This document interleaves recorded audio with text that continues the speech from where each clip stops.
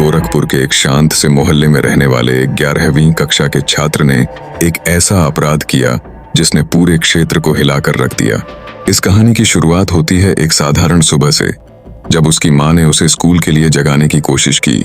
माँ का नाम आरती था, जो एक गृहिणी थी और हमेशा अपने बेटे की भलाई के लिए चिंतित रहती थीं।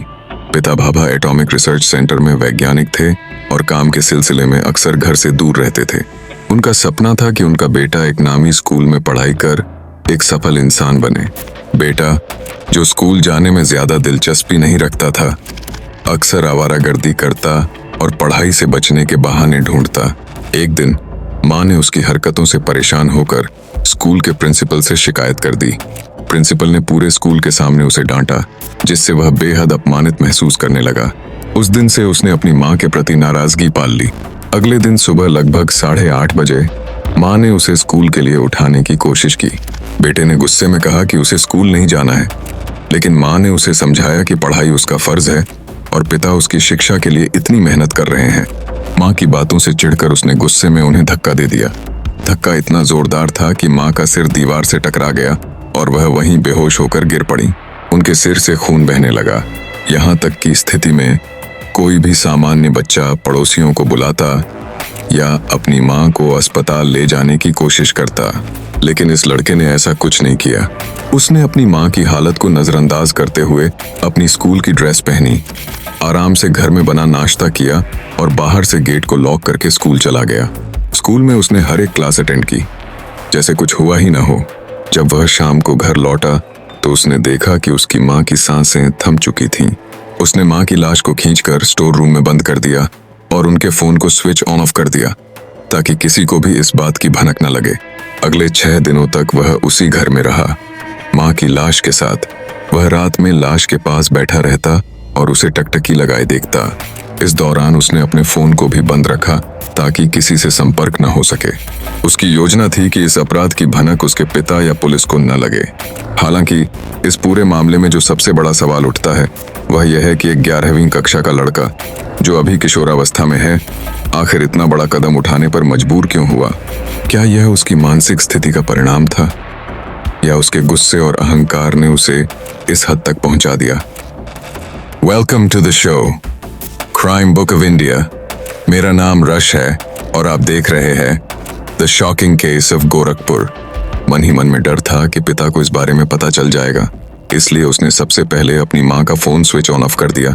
खुद का फोन भी स्विच ऑफ कर दिया, ताकि अगर पिता किसी भी तरह से अपनी बेटी या पत्नी से संपर्क करना चाहें तो यह संभव न हो। इसके बाद वह लड़का अगले 4-5 दिनों तक उसी कमरे में रहा।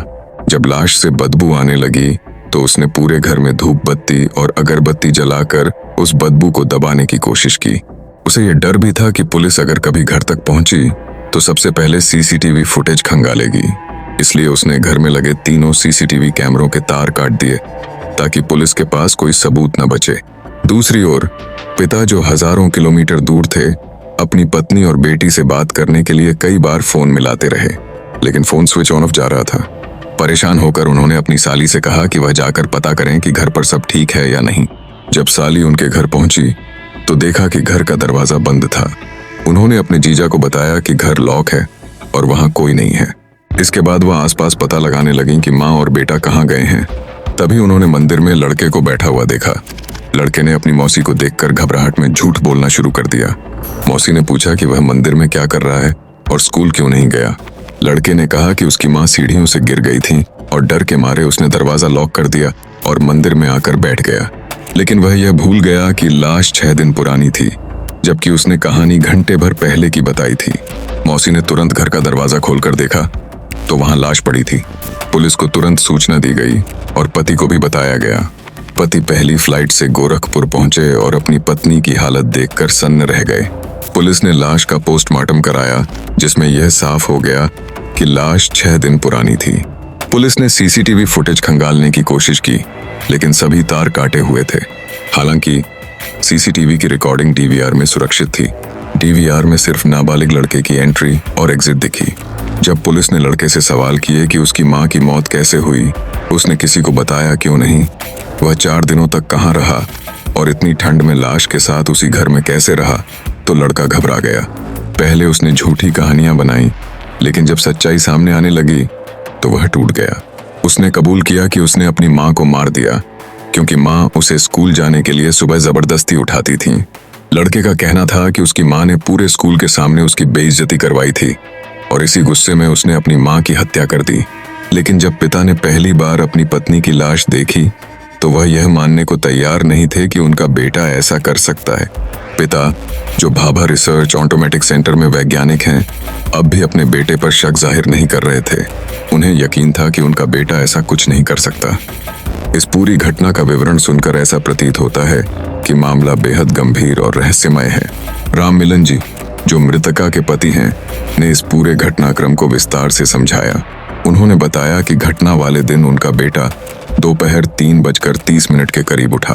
उसने अपनी माँ को आवाज लगाई, लेकिन कोई जवाब नहीं मिला। जब वह कमरे में गया तो उसने देखा कि उसकी माँ फर्श पर गिरी हुई थी और उनके सिर से खून बह रहा था। बेटे ने अपनी माँ को उठाने की कोशिश की, लेकिन तब तक उनकी सांसें थम चुकी थीं।